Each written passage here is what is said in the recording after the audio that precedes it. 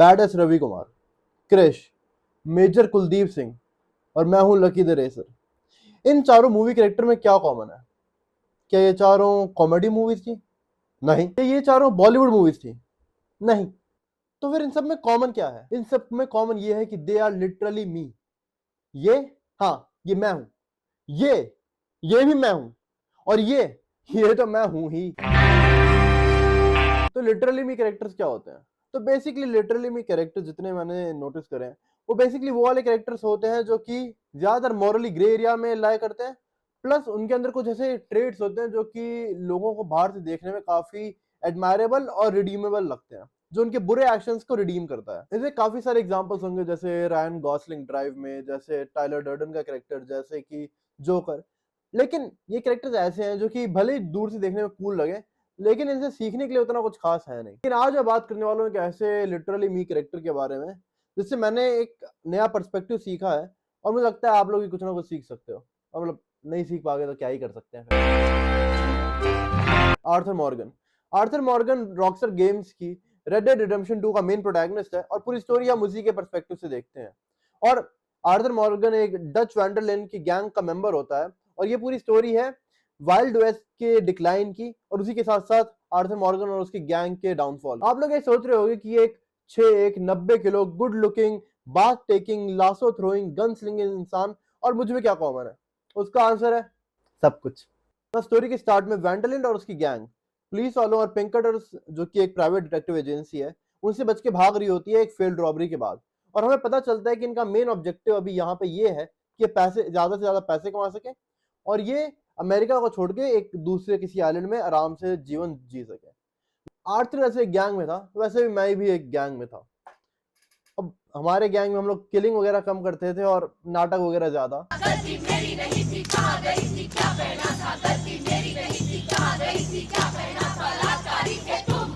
Basically college की dramatic society. अब एक 20th सेंचुरी की गैंग में और मेरी ड्रामेटिक सोसाइटी में कॉमन क्या है? सब कुछ। गैंग में प्रॉब्लम्स थी। We need money! You dumb fool! Money! Or we are dead!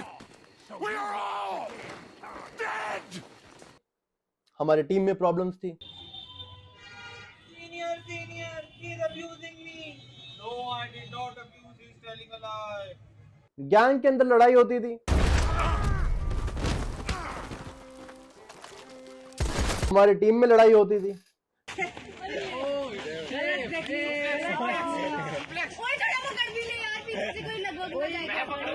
Gang के अंदर एक स्निच था, हमारी टीम में भी एक स्निच था, तो बेसिकली दोनों सेम ही हो गए। अगर रेड डेड रिडेम्पशन 2 की स्टोरी के बारे में बात करें तो इसके अंदर दो स्टोरी लाइन एक साथ चल रही है। एक है आर्थर का पूरा रिडेम्पशन आर्क, और दूसरा है जो डच की गैंग का पूरा डाउनफॉल। अब डाउनफॉल का तो हम सबको पता है, रणवीर की कंट्रोवर्सी के बाद समय का डाउनफॉल, ज्यादातर फाइनल्स में न्यूजीलैंड का डाउनफॉल, हर एक सेमेस्टर में मेरे ग्रेड्स का डाउनफॉल। लेकिन अभी फोकस करते हैं आर्थर की मेन स्टोरी। अगर मैं आर्थर की स्टोरी को देखूं तो इसमें मुझे थोड़े बहुत कमिंग ऑफ द एज के एलिमेंट्स भी दिखते हैं।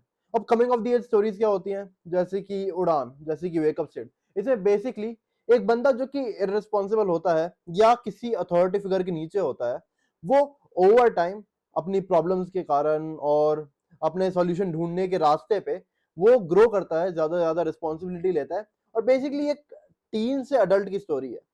आर्थर स्टार्टिंग में ही एज उसकी 36 होती है, तो ये टेक्निकली टीन से अडल्ट नहीं है, बट ये ओवर टाइम और रिस्पॉन्सिबिलिटी लेने की स्टोरी है। उसको ओवर टाइम रिस्पॉन्सिबिलिटी लेनी क्यों पड़ी? अब इसमें बात करते हैं हम दूसरे कैरेक्टर की, जो कि आर्थर की स्टोरी में काफी मेन रोल प्ले करता है। वो है डच। जो गैंग है वैंडरलिन, उसका डच लीडर है, और आर्थर डच के साथ बचपन से रहा है। बचपन से मतलब टीनेज से रहा है। और डच को अगर हम स्टार्टिंग में देखें तो वो एक काफी कंपैशनेट और काफी करिश्मेटिक लीडर आपको लगेगा। 3 days ago, and my husband, they... Okay, Miss, you are safe now. And you can't stay here. You come with us. लेकिन ओवर टाइम हम देखते हैं कैसे कैसे रिवेंज के कारण और उसके खुद के एंगर और ग्रैंडियोस टेंडेंसीज के कारण उसके साथ साथ उसकी पूरी गैंग का भी डाउनफॉल होने लगता है, जहाँ पे काफी लोगों की डेथ हो जाती है और काफी प्रॉब्लम्स आती है गैंग को उसके इंपल्सिव एक्शंस के कारण। आर्थर काफी चीजें हैं, लेकिन डिसलॉयल बिल्कुल नहीं है। आर्थर के अंदर डच को लेके काफी लॉयल्टी थी, लेकिन जब वो डच के एक्शंस को देखता है ओवर टाइम तो उसको एक डिसइल्यूजनमेंट होता है, क्योंकि जो डच उसको बचपन में जैसा उसने देखा था वो बहुत बदल चुका था। और ऑब्वियसली चेंज थोड़ा ओवर टाइम आया था, और हम आर्थर के अंदर भी देखते हैं कि वो ओवर टाइम कैसे उसका फेथ डच से गिरता जा रहा है। लेकिन इस फेथ गिरने के बाद भी वो डच को लेके लॉयल था और उसके ऑर्डर्स फॉलो करता था। बट यहाँ पर स्टोरी में एक चेंज आता है, और एक चेंज ये एक्सटर्नल कारण की वजह से आता है। अब गैंग के अंदर एक और मेंबर था, लियोपोल्ड स्ट्राउस, और स्टार्टिंग के अंदर उसके कुछ मिशन होते थे जिसमें आपको जाना होता था और जाकर पैसे डेट रिकवर करना होता था बेसिकली। तो एक मिशन था जिसमें आर्थर जाता है थॉमस डाउन्स के पास डेट रिकवर करने। अब जब हम उसके पास जाते हैं तो हम देखते हैं कि उसकी हालत पहले से बहुत खराब हो रखी होती है, वो बहुत बीमार हमें दिखता है। लेकिन आर्थर स्टार्टिंग में, क्योंकि ऑब्वियसली वो गैंग में था और उसका काम यहाँ पे एक इन्फोर्सर का था, तो वो थॉमस डाउन को पीटता पीटता है और उस कारण से थॉमस डाउन की डेथ भी हो जाती है। अब गेम के आधे पॉइंट में जो थॉमस डाउन को बीमारी थी वो आर्थर को भी हो जाती है, और ये बीमारी थी ट्यूबरक्लोसिस और टीबी शॉर्ट फॉर्म में।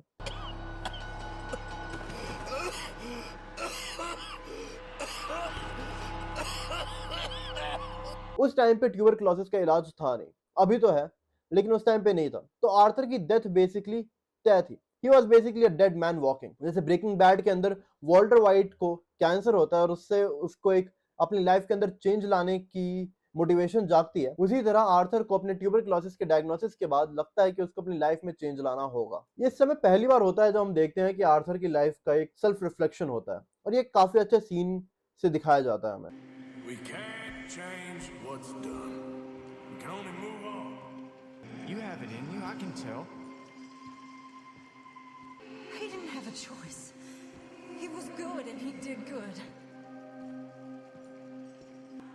I understand if you don't want to help me, but I think of you often. If we don't stop soon, we'll all be dying.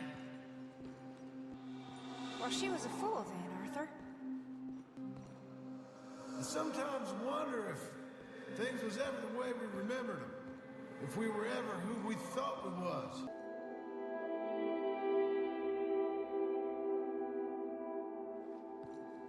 इसके बाद एक दूसरा आर्क स्टार्ट होता है, आर्क ऑफ रिडेम्पशन। आर्थर जो Dutch को लेकर loyal था वो डच के ऑर्डर्स को इग्नोर करना शुरू करता है, और ये स्टार्ट करता है सबसे पहले जॉन मार्स्टन को, जो कि एक और बैंक की रॉबरी के टाइम पे जिसको पुलिस वालों ने पकड़ लिया था उसको बचाने से। वो और सेडी एडलर जाके जॉन मार्स्टन को बचाते हैं, जो कि आर्थर का पहला डिफायंस होता है डच के रूल्स के खिलाफ। उसके बाद हम देखते हैं कि वो नेटिव अमेरिकन के चीफ की मदद करता है ताकि उनको वैक्सीन मिल सके और ताकि वो अपने जो बीमार लोग हैं उनको ठीक कर सके। उसके बाद हम देखते हैं कि थॉमस डाउन की वाइफ, जो कि अपने पति के मरने के बाद प्रोस्टिट्यूशन में चली गई थी, वो उसकी मदद करता है और उसके बेटे की मदद करता है ताकि वो अपनी लाइफ को फिर से रीबिल्ड कर सके। और उसके बाद शार्लेट, जो कि एक विडो होती है, उसकी भी मदद करता है ताकि उसका एक टीचर बनके जो उसको हंटिंग और वाइल्ड लाइफ में सर्वाइवल सिखाता है। इन सबके साथ साथ हम देखते हैं कि उसकी तबीयत कैसे खराब होती जा रही थी, और उसकी तबीयत खराब हो रही थी और साथ साथ जो गैंग के अंदर का माहौल था वो खराब हो रहा था। गैंग के काफी मेंबर्स या तो छोड़ के चले गए थे या उनकी डेथ हो चुकी थी, और डच जो है वो धीरे धीरे अपनी ग्रैंडियस टेंडेंसी और माइका के मैनिपुलेशन के कारण और डिरेंज्ड होता जा रहा था, और अपने इस डिरेंजमेंट और एंगर के कारण वो काफी रैश डिसीजन लेने लगा था, चाहे वो नेटिव अमेरिकन को मैनिपुलेट करके उनको अमेरिकन आर्मी से भिड़वाना हो। Today we ride once more. Ride with me, ride with us. Ride with us against the factory. I love your courage, son. It is a thing of great beauty. या फिर Cornwall को मारना हो, और उसके decision जो थे वो ओवरऑल काफी ज्यादा गैंग के लिए खतरनाक होने जा रहे थे।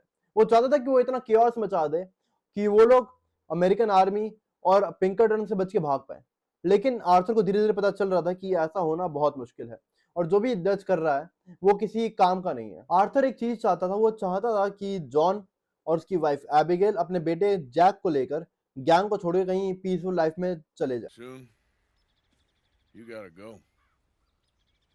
Go. Don't look back. आखिरी आयत में जॉन को गोली लगती है और वो ट्रेन से नीचे गिर जाता है। उसके बाद हमें पता चलता है डच के मुंह से कि जॉन की डेथ हो गई है, और उसी समय हमें एक और बात पता चलती है कि एबिगेल को पिंकरटन से उठा के ले गए हैं। अब उस समय डच उस आर्थर को मुंह पे मना कर देता है कि वो एबिगेल को बचाने नहीं जाएगा।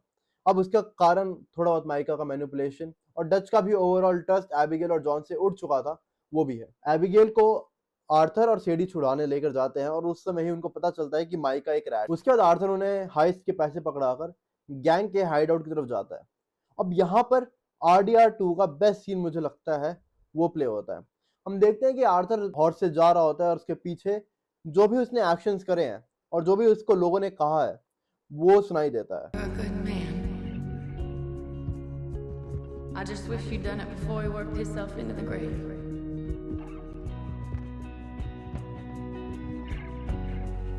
Really sorry for your son. It's a hell of a thing. And all you can do now is decide the man you want to be for the time you have left.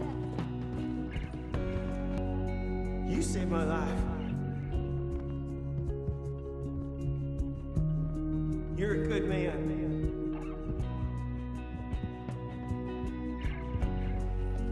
Thank you, Bella. You know, there ain't enough kindness in this world, that's for sure.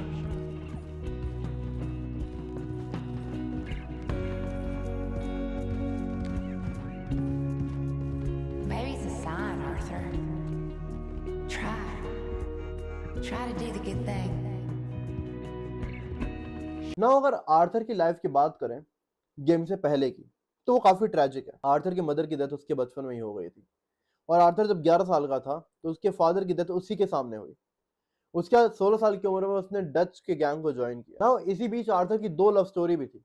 एक थी Mary Linton के साथ जो कि हमें game में भी दिखती है और हमें पता चलता है कि कैसे ये दोनों पहले तो आर्थर की लाइफस्टाइल और उसकी अनवेवरिंग लॉयल्टी टुवर्ड डच के कारण कभी साथ नहीं हो पाए और आर्थर कभी मैरी लिंटन के साथ एक हैप्पी लाइफ नहीं जी पाया। और साथ ही साथ मैरी लिंटन की फैमिली भी आर्थर के खिलाफ थी क्योंकि ऑब्वियसली आर्थर एक आउटलॉ था और आर्थर के काम सारे मतलब टेक्निकली खराब थे। अब बात करते हैं आर्थर की एक फैमिली की। आर्थर जब गैंग में था उसी समय वो एक एलाइजा नाम की वेट्रेस से मिलता है जिसके साथ उसका एक बेटा भी होता है। बेटे का नाम वो आइजैक रखता है। आर्थर ने एलाइजा को प्रॉमिस किया था कि वो जितनी उनकी केयर कर पाएगा वो करेगा। ऑब्वियसली उसकी एक आउटलॉ लाइफस्टाइल थी तो वो इधर उधर घूमता था, इधर उधर उसको जाना होता था, लेकिन तब भी वो जितना डेडिकेटेड रह पाएगा वो रहेगा। लेकिन एक बार आर्थर जब वापस आता है एलाइजा और अपने बेटे से मिलने के लिए तो वो देखता है कि गेट के बाहर 2 कब्र हैं, 2 ग्रेव्स हैं और फिर उसको पता चलता है कि उन दोनों की डेथ हो गई है। और उसको जब कारण पता चलता है तो उसको और एक दुनिया पर से विश्वास उठ जाता है कि उन दोनों की डेथ सिर्फ $10 की चोरी के लिए हुई थी। अगर हम आर्थर की लाइफ देखें तो हमें उसके सारे एक्शंस जस्टिफाइबल लगने लगेंगे। अगर उसकी लाइफ आसान होती तो वो किसी गैंग में नहीं जुड़ता। अगर उसके पेरेंट्स उसके साथ होते हैं तो उसको अपने आप खुद को बचाने के लिए बुरे काम नहीं करने पड़ते। अगर बाद में एलाइजा के साथ में उसकी फैमिली चल जाती तो हो सकता है कि वो जो अपनी गैंग के काम थे, जो चोरियां थी, जो लोगों को मारना था, वो छोड़ देता। लेकिन ऐसा नहीं हुआ। आर्थर अब उसकी लाइफ में क्या वो चेंज नहीं कर सकता। वो चाहता कि उसकी लाइफ अच्छी हो लेकिन जो पास्ट में हुआ उसको वो बदल नहीं सकता। वो सिर्फ अभी के एक्शन पे फोकस कर सकता है। अब आर्थर की अगर लाइफ देखें तो उसकी लाइफ एक हमें ऑटो पायलट पे दिखेगी। खासतौर पे गेम के स्टार्टिंग के कुछ चैप्टर्स में वो हम देखते हैं कि दूसरे लोग उसको बताते हैं कि क्या करना है और वो बहुत प्रॉपर अच्छे तरीके से करता है। वो ज्यादातर कंट्रोल खुद नहीं लेता है। वो जो भी मिशंस हैं उसको दूसरे लोग ही दे रहे होते हैं, चाहे वो डच दे, चाहे वो गैंग के दूसरे मेंबर्स से काम दें, और उसकी लाइफ एक ऑटो पायलट पे चल रही होती है। ट्यूबरक्लोसिस के डायग्नोसिस के बाद हम देखते हैं कि काफी सारे एक्शंस जो आर्थर लेता है वो खुद के अकॉर्ड से लेता है। चाहे वो नेटिव अमेरिकन की मदद करनी हो, चाहे वो लोगों के डेट माफ करने हो। I just wanted to say the debt's canceled and here, take this. और चाहे वो फिर लियोपोल्ड स्ट्राउस को गैंग से निकालना हो, वो सारे डिसीजन आर्थर ने खुद लिए थे। और हम देखते हैं कि उन डिसीजन से लोगों का उसकी तरफ कैसा नजरिया है। लोग उसको एक अच्छा इंसान समझते हैं। You saved my life. You're a good man. Good man, Mr. Morgan. You lived your life like a man, Arthur, and you turned into a good man. Well, you're a good man. Arthur खुद को कभी अच्छा नहीं बोलता, but और ये मेरा खुद का सिर्फ हेड कैनन है कि आर्थर का सेल्फ परसेप्शन खासतौर पे उसके एंड के टाइम पे चेंज होता है, क्योंकि हम देखते हैं कि उसकी डेथ ईस्ट की ओर देखते हुए हुई है जहाँ से सन उग रहा था, which represents the change from a dark night to a bright new day, a bright new beginning। तो आर्थर की पूरी स्टोरी उसकी आइडेंटिटी के अराउंड रिवॉल्व करती है। उसका एक redemption from a bad man to a good man. और इसी आइडेंटिटी के चेंज का प्रोसेस हम आर्थर से सीख सकते हैं। तो आइडेंटिटी क्या है? मेरे हिसाब से आइडेंटिटी वो फिल्टर है जिससे आप अपने एक्शन डिसाइड करते हो। फॉर एग्जाम्पल, अगर मान लो मेरी आइडेंटिटी ये है कि मैं एक बहुत लेजी इंसान हूँ, तो फिर मैं वर्कआउट नहीं करूंगा, मैं लेट उठूंगा और मैं सारे काम बहुत या तो बिल्कुल लेट करूंगा या करूंगा ही नहीं। तो अब आइडेंटिटी फॉर्मेशन इतना सिंपल नहीं है कि अगर मैंने डिसाइड किया कि मैं लेजी हूँ तो मैं एक दिन डिसाइड करूंगा कि मैं एक्टिव हो जाऊंगा और मैं बिल्कुल डेविड गॉगिंस बन जाऊंगा। ऐसा नहीं है। अब कुछ चीज़ों पे मुझे लगता है कि आइडेंटिटी फॉर्मेशन डिपेंड करती है। पहला, कि आपके चाइल्डहुड एक्सपीरियंसेस क्या थे आपके पेरेंट्स के साथ। इसमें काफ़ी सारी चीज़ें आ जाती हैं, जैसे कि आपका अटैचमेंट स्टाइल, कि आपको पेरेंट्स आपके प्रेजेंट कितने थे आपके लाइफ में, आपकी फाइनेंशियल सिचुएशन कैसी थी, और आपको लोगों ने कैसा आपके एक्शंस पे आप पे बिहेव किया, और उसके बाद आपने उस पे कैसा परसेप्शन बनाया। दूसरी चीज़ होती है कि आपके पीयर्स आपके साथ कैसे बिहेव करते थे। उसमें भी सेम चीज़ें आती हैं कि क्या आप दोस्त आसानी से बना पाते थे, क्या आप नहीं बना पाते थे, क्या आपका लोगों ने मजाक ज़्यादा उड़ाया है, क्या आप बुली ज़्यादा हुए हो। और तीसरी चीज़ होती है जेनेटिक्स। कुछ लोग जेनेटिकली भी ज़्यादा एक्सट्रोवर्टेड होते हैं, इंट्रोवर्टेड होते हैं, और उसके कारण से भी उनके जो परसेप्शन है और उनकी जो आइडेंटिटी है वो काफ़ी डिफाइन होती है। फिर से आर्थर पे आते हैं। अगर आर्थर के ही हम कैरेक्टर को देखें तो हमें पता चलेगा कि उसका जो सेल्फ एस्टीम है वो काफ़ी लो है, खास तौर पे तब जब वो मिरर के सामने खुद को कमेंट कर रहा होता है। You ugly bastard. You're getting old. Old and kind of sad. No wonder they all leave you. You sour-faced idiot. You ain't fooling no one.